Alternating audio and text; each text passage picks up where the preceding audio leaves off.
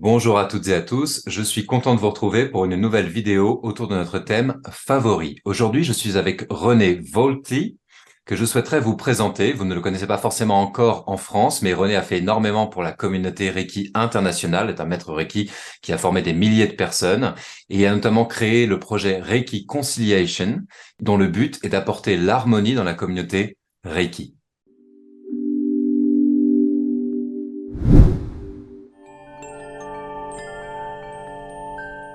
Hi René, how are you? It's such a nice introduction. Thank you very much. I'm very well. Hello, Gauthier. Hi. Dear René, I'm so happy to make this video with you today. Since you started Reiki in 1882, you trained more than thousands and thousands of people. You also co-create a lot of Reiki associations, such as the European Reiki Group, and more recently, Reiki-Conciliation, your new project, which aims at coexistence, honoring and celebrating diversity. So today we are talking about reconciliation in the Reiki community, about diversity in Reiki, and I will ask you some questions about how it is possible that we have so much different style of Reiki. And also I will ask a few questions around Reiki, your personal Reiki practice and the Reiki practice in general, because you are a teacher with so much experience. Are you ready, René?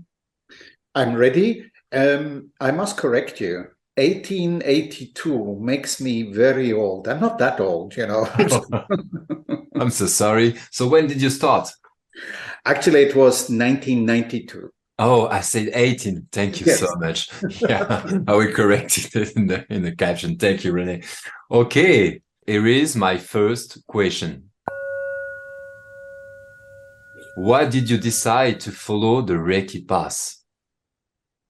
I always knew, even as a child, particularly then later as a teenager, that eventually in my life I will do something sensible. But I first became a businessman. I did a business career. I ended up in a midlife crisis a little bit prematurely. We were living in Hong Kong then, and that's when my wife actually found Reiki. She saw an advertisement where it says, "Are you suffering from headaches, sleeplessness, skin problems?" And she ticked it off, all of these points. And she told me she's going to this seminar. And when she came back home on Sunday evening, she gave me a treatment to which I was extremely skeptical. More so, I was cynical about it because I knew that this is rubbish. I knew that she was taken for a ride by somebody. She even stayed at the hotel, so she was wasting money. And worst of all, she told me to stay home and look after the children. So I was cooking inside. And when she offered me a treatment, I basically agreed with an inner attitude, okay, I'm going to be her guinea pig. Then I get up and I'll tell her that she's crazy and that she got ripped off and so on. And then after 10 minutes, of course, something happened which I would not have expected. I became extremely emotional. A lot of tears came up. I was crying a lot. And after an hour, I felt a great relief on one side, but I was also completely confused on the other side because I had no idea that I had been harboring all these emotions inside me, bottled them up. And that was basically the beginning of my discovery that Reiki would be my future path. After that treatment, I knew one thing for certain. I didn't know what Reiki was and so on, but I knew one thing for certain. I wanted this stuff, this energy or whatever it was, I wanted to have it in my own hands so I would not be dependent on my wife. And, you know, that sounds somewhat jaded and even cynical, and it was. But there is also another truth. This man at that moment said, I want to take my life into my own hands. So that was the beginning. And the rest developed over time. Whoa. Thank you so much. Thank you for this introduction. Thank you, René. Here is my second question. For you, is Reiki just an healing techniques, or does it have another purpose? It depends how you define healing. If we can agree that healing is holistic, meaning it incorporates the physical being of us human beings, the emotional side, that's inseparable to, for example, the spiritual or the mental side. So if I look at Reiki as a holistic therapy, then I could say yes to your healing definition. If, of course, healing, and this is often what happens when people first come to Reiki. A lot of my Reiki students, they come to Reiki because they have an ailment. They have asthma, they're lovesick. Many have burnout situation nowadays, mobbing situation, midlife crisis, that kind of thing. So their, if you want, expectation is that Reiki is going to help them heal on that particular symptom they're looking at. So one of my duties as a Reiki teacher is to disillusion them right from the beginning in the seminar by saying Reiki is not healing any of this. If at all, you're healing it. Reiki is supporting your immune system, your self-healing capabilities on all levels of our existence. So the classical definition of healing, of course, is removal of a symptom. Today I have a headache. Tomorrow I don't, I'm healed. The disappearance of a tumor may be healing classically. So I see Reiki as infinitely more significant than just healing in this traditional way. Okay. Thank you very much. Thank you. This is very interesting. I guess I could ask a lot of questions about that. Maybe it will be the topic of another video, but thank you for giving us this perspective. We'll talk about this later, I hope. Thank you, René. Here is my third question. Why is there so much diversity in the Reiki community with so many different Reiki practice? That's a very good question. Actually, you might add to that question, and how come that in a community with so much diversity and with Reiki at hand, the whole community has one thing in common, and that's the Reiki itself. So you might add, it's so diverse, but it's also so segregated often and even polarized in certain elements. So this would be an important add-on to your question, because actually there's nothing wrong with diversity. Quite the opposite is true. If we look at nature, it is from diversity which evolution is sourcing to come forward and bring out new things. So the diversity, of course, has come historically, I think, from a modern perspective. Its origin really is in the 1980s, with Hawayo Takata, who trained 22 Reiki teachers, her successors.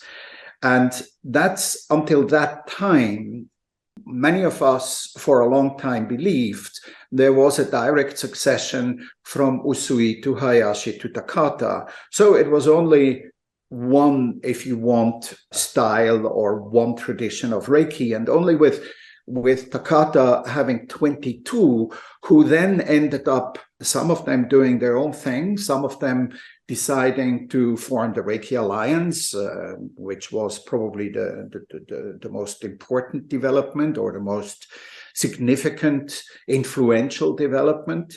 But on the other side, you had the radiance technique, the Barbara Weber-Ray. And interestingly, if we look at these two poles for a moment, they're very far apart.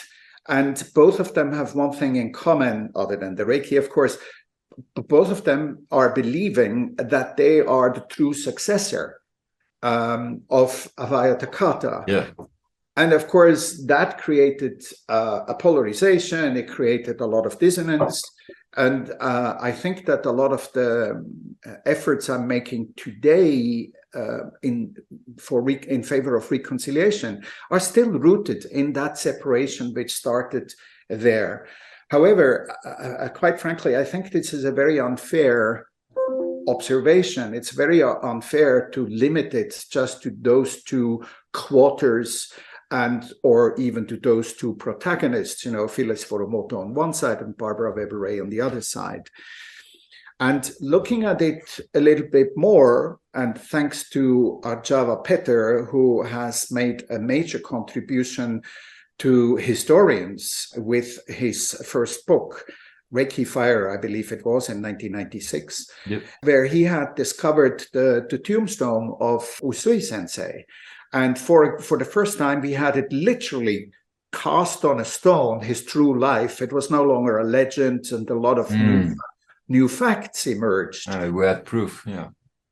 Yeah, so that then, of course, was almost like an ignition for more researchers, and Arjava wasn't the only one. William Rand was another one, and others. And there were Japanese masters who did, Hiroshi Doi as an example, who did their own research. And then all of a sudden, particularly, as you know, through Chikiden, the Yamaguchi family was discovered, who were still trained by Hayashi. So all of a sudden, you had a much more complex and diverse community, because we could no longer say there's a direct succession from one to the other to Takata and then 22. All of a sudden, we saw that next to Habaya Takata, there were other Reiki masters Hayashi had trained. But in 1980, at the death of Takata, there were 22. And look at how many people there are today practicing Reiki. They're saying that in the developed countries, like in Central Europe or in America or in Australia, almost 1% of the population has been initiated to Reiki.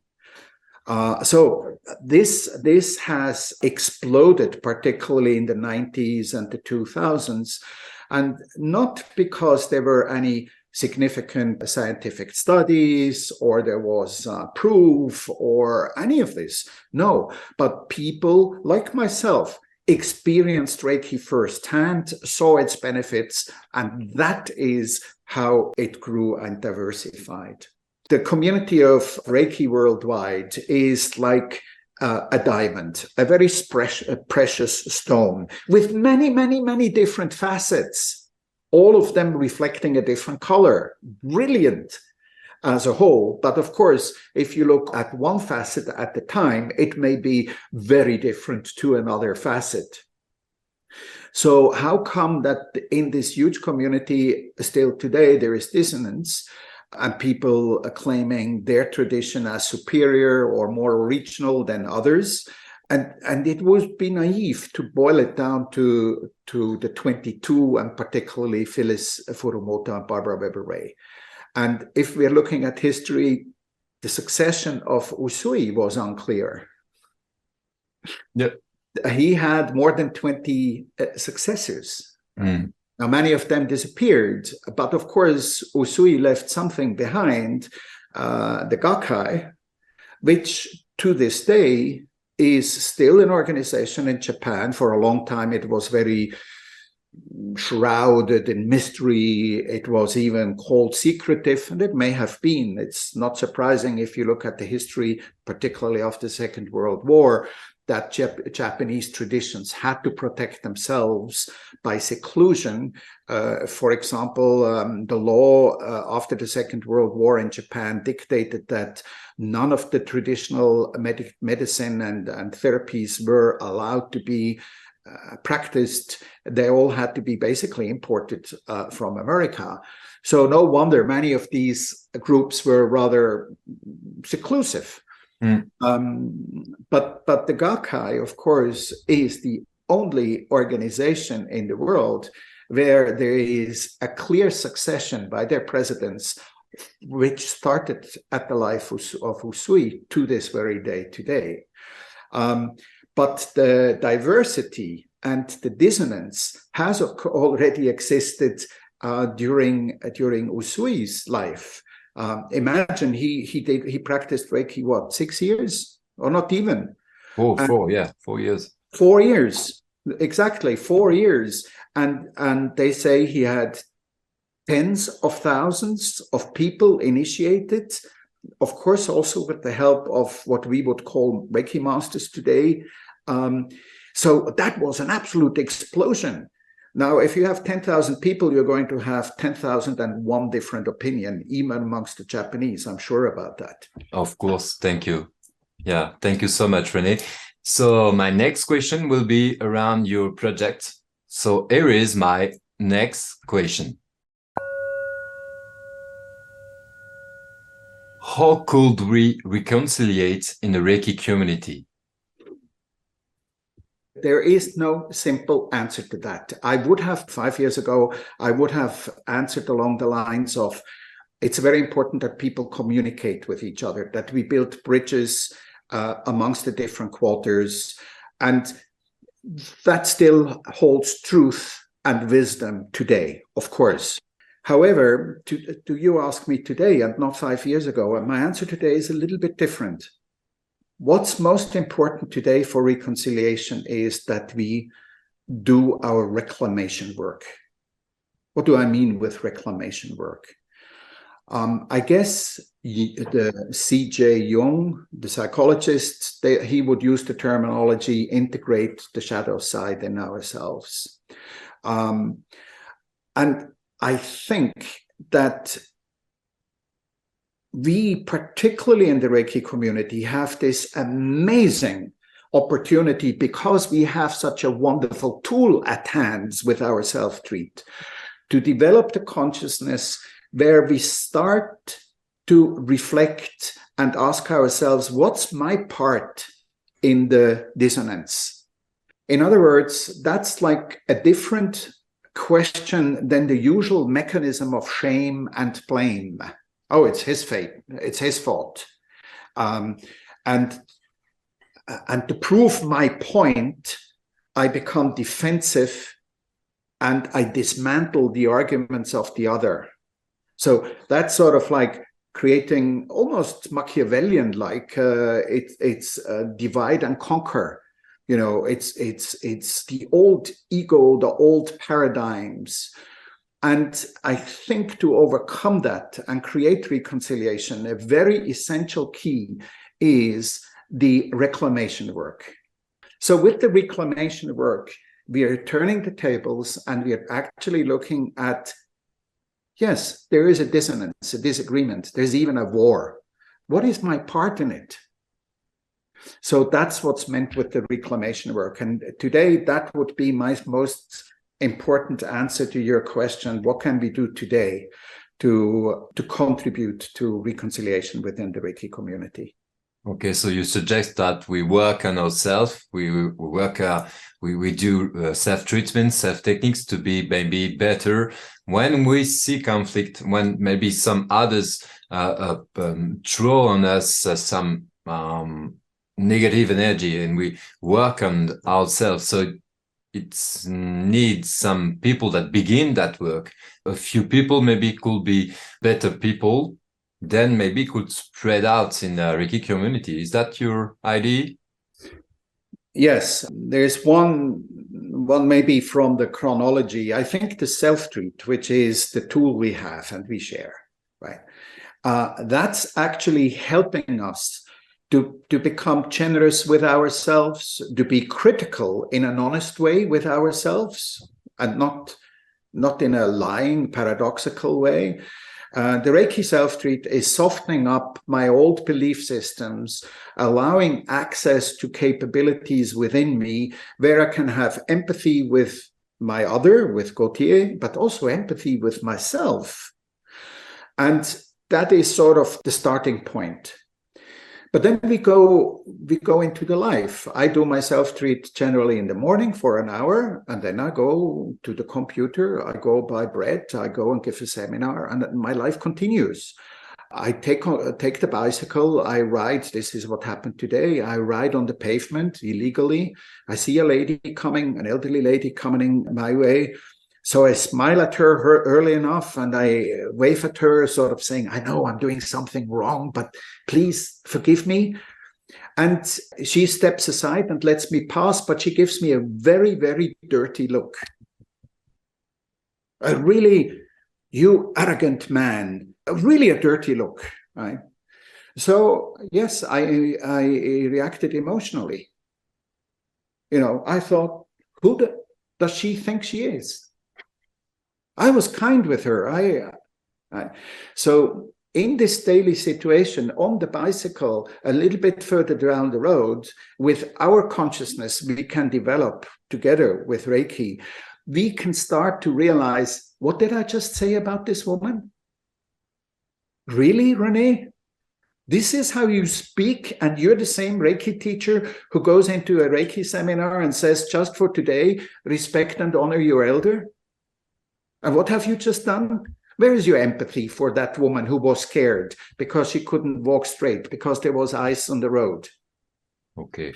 So that's the reclamation example in a real life, everyday life situation where we can go and say, what's my part in it? And what's the real reason for my emotional reaction? And the real reason for in that situation has nothing to do with the old woman. It has only to do with me and my expectation. Come on, I'm so charming, I'm so good looking, I'm so friendly. That woman should have understood. That was my projection. I.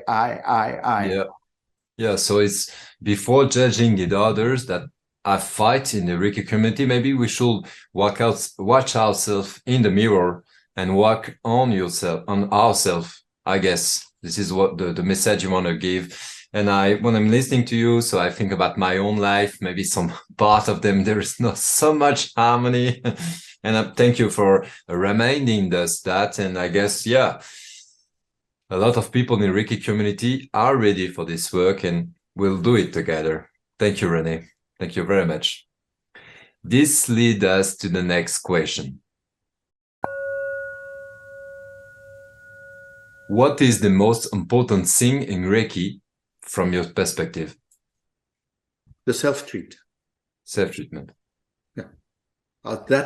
I practically start, or I try to start every presentation I give, every public talk I give, every seminar I give, the Reiki 1 seminar, the beginning of Reiki, I start and say, today on the first day, you learn the single most important thing in Reiki, and that's the self-treat. And no, we talk about treating your children, not today. Today, you mothers and fathers learn to treat yourself. Your children are tomorrow. And sometimes I'm very provocative. And then I ask them, I say, tell me, what's the most important relationship in your life you have? And of course, most of them fall for the trap, right? They say, oh, with my mother, with my child, with my husband, with my wife, etc., etc. And then the answer is no. The most important relationship you have in your life is with yourself. Yeah. Yeah, of course, the self-treatment, bringing harmony in yourself. That's very interesting. You know, I've got a supervisor. He followed me. I had a lot of session with him, so for my school and for my personal life.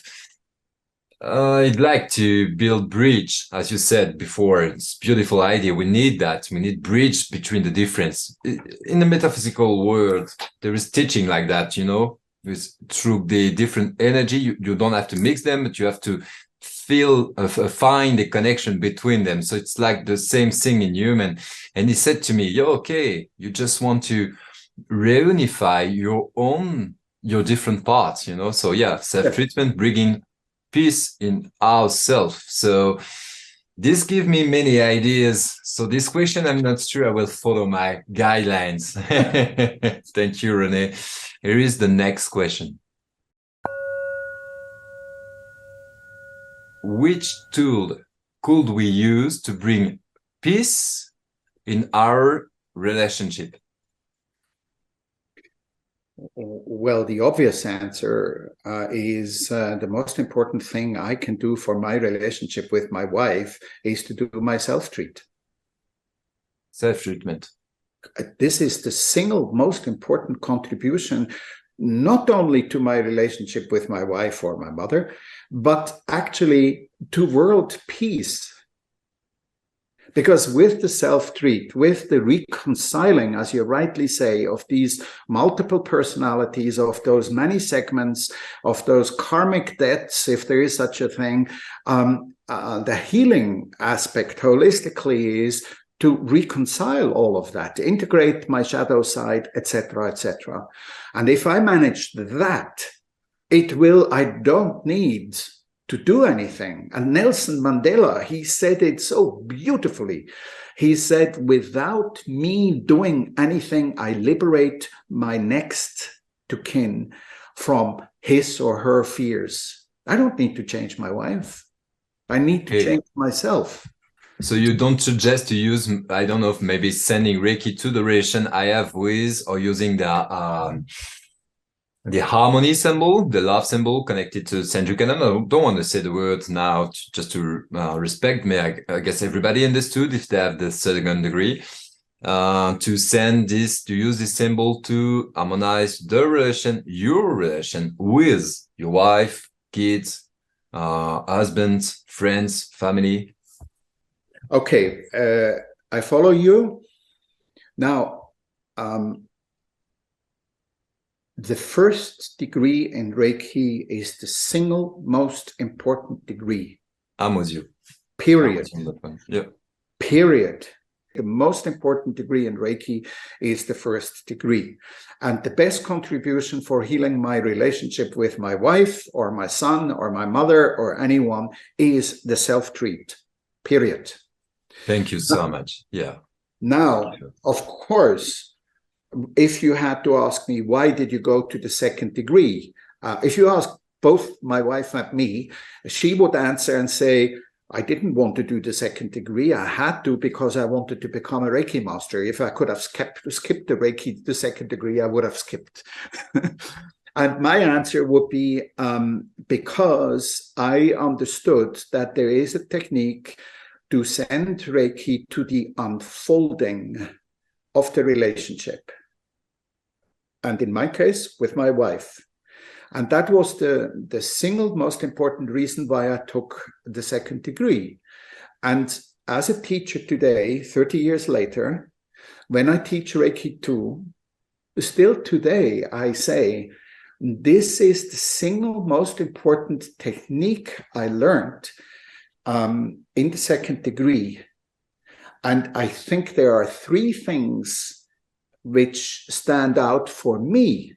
And that is, as a Reiki teacher, initiation, the ultimate mystery and privilege. Of course. All together, all three degrees together, the most important thing, the self-treat. And the most important thing for me in Reiki 2 was being able to send Reiki to the unfolding of my relationship with my wife, because we were in a difficult situation. And in fact, up there is the book I wrote. Oh. Yeah. On the book, by the way, are these two paintings. Oh, wow. Amazing. Wonderful. Yeah, but the reason why I'm saying that, I'm not trying to promote my book. You can. The interesting thing was, when I wrote that book, I took a retreat in Greece for a month. And actually in my pocket, because it was around Christmas time, in my pocket I had a letter from my son Pablo to me to be opened on Christmas Day. It was a present.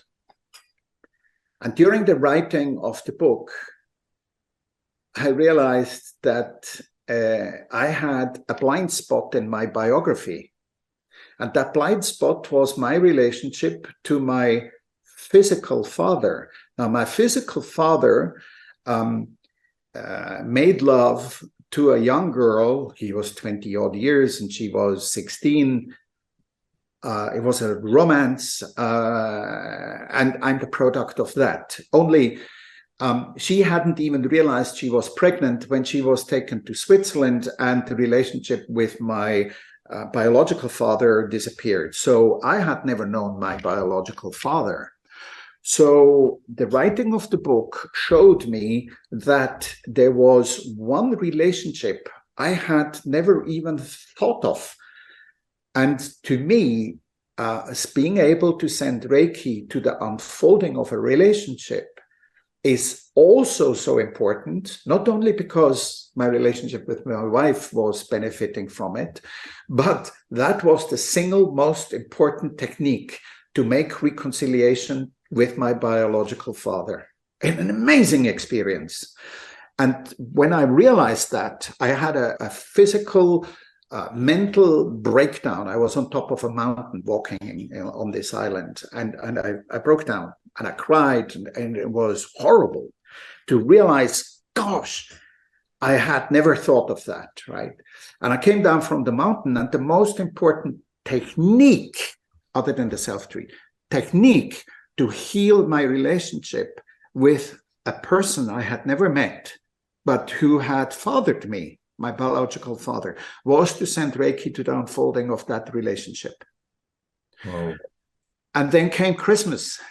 And then I opened the letter from my son. Now I have to be careful that I don't start crying, because he basically wrote a letter about our relationship, and it was a healed relationship. So as I was healing my relationship with my father, my son acknowledged this in the letter he had written. It's an amazing story, and if you try to grasp this chronologically, you will say, it doesn't make sense. Oh, it makes perfect sense. It makes perfect sense. So yes, of course, sending Reiki to the unfolding of a relationship. We were speaking earlier about an association who is going through a crisis currently. What can I do? I can send Reiki to the unfolding of the relationship within that organization. Okay, thank you so much, René. Yeah, thank you very much for this information. It's wonderful. So thank you for sharing us who you are. That's the purpose of my channel. I'm so happy that you can take this place and share with us as a so well-known teacher, just your personal experience. Thank you very much.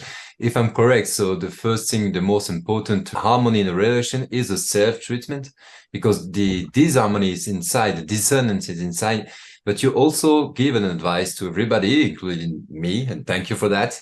It's like a quick reminder for me to send Reiki to relation, maybe father, mother, wife, husband, friends. Thank you so much, René. Thank you. So that leads us, and there is some a connection to the last question.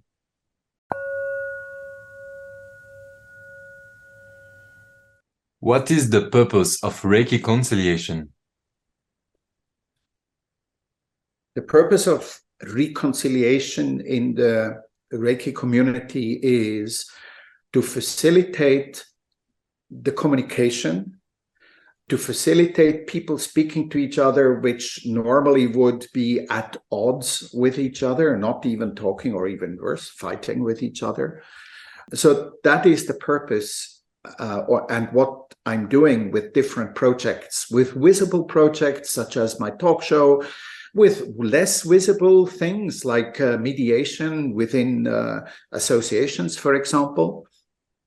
And what motivates me personally, and I think that's an important part of the answer to your question, is the purpose of reconciling is to have a chance, and I'm firmly committed, and I firmly believe that we have the consciousness to take this opportunity, this chance, to clean up the mess my generation has created in the Reiki community, and the mess we have inherited from the past generations. Clean it up, and the purpose is that future generations, like yourself, Gautier, you're much younger, both as a Reiki teacher and as a man than I am.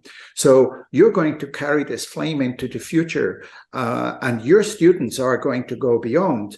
So these new generations, they should be liberated from the blemishes, from the negative remnants of dissonances, of battles, and disharmony.